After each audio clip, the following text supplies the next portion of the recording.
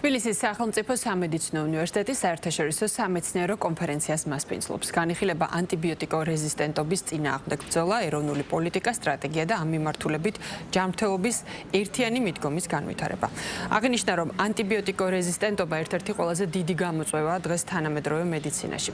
კონფერენცია საკითხის შესახებ ცნობადობის ამაღლების კვირეულის ფარგლებში ტარდება და გამოჩენილი ქართველი მიკრობიოლოგის პროფესორ თამას კერესელიძის 100 წლის იუბილეს ეძღვნება. ანტიმიკრობული რეზისტენტობა ჯანდაცვის მსოფლიო ორგანიზაციამ 2014 წელს გამოაცხადა როგორც გლობალური საფრთხე და აქედან გამომდინარე, საკითხის პრიორიტეტულობიდან გამომდინარე, უკვე მსოფლიო აღნიშნავს უკვე მე-10 წელია.